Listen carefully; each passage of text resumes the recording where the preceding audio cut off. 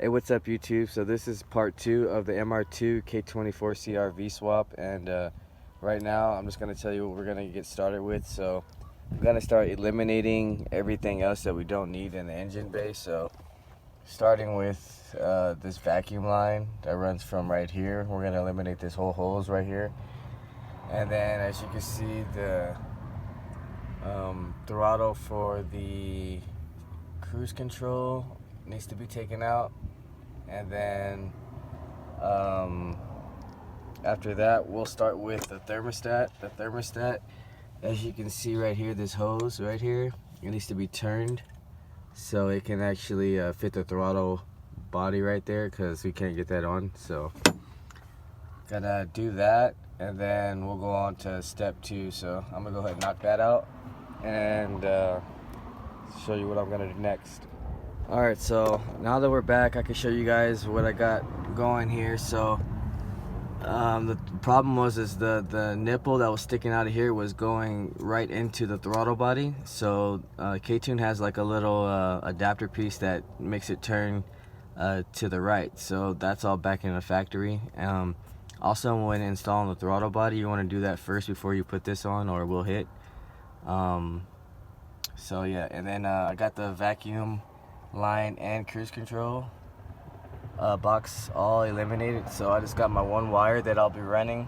That's the one that goes to the cruise control box.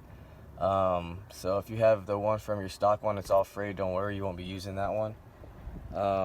Next we'll be doing is eliminating these hoses right here. So I got that vacuum hose right there, and then another one right there from the factory MR2 engine that we will be eliminating as well to clean it up a little more. And then we'll go to our CJ's wiring tuck harness, and basically gonna install this as best as we can. If you are getting one of these, just know that you're still gonna need to make a charge harness, which is consisting of your starter wire and your alternator wire.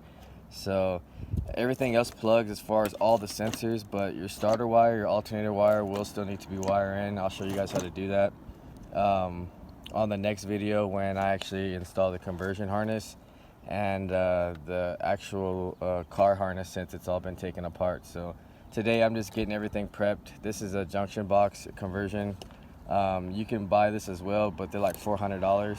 So if you want to wait until I do my MR2 K20Z1 project wiring, I would just wait for that, because this is kind of expensive.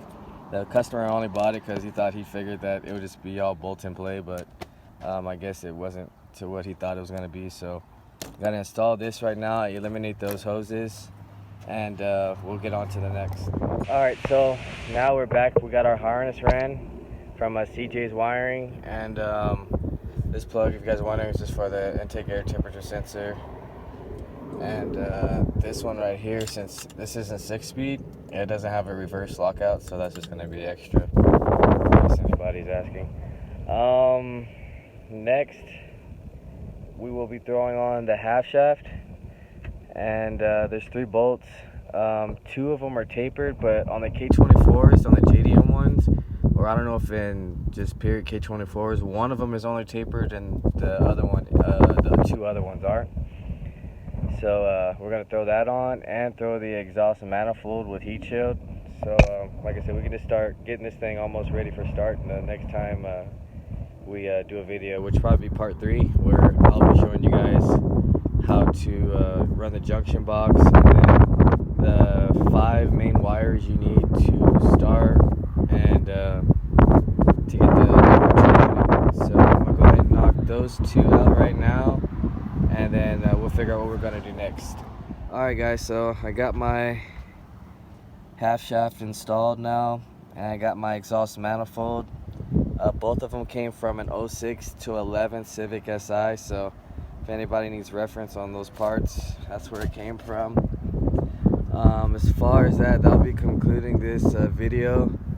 There's still a lot of stuff to do, but I got a good amount done today. So next video, I gotta do like radiator hoses, some vacuum lines and everything.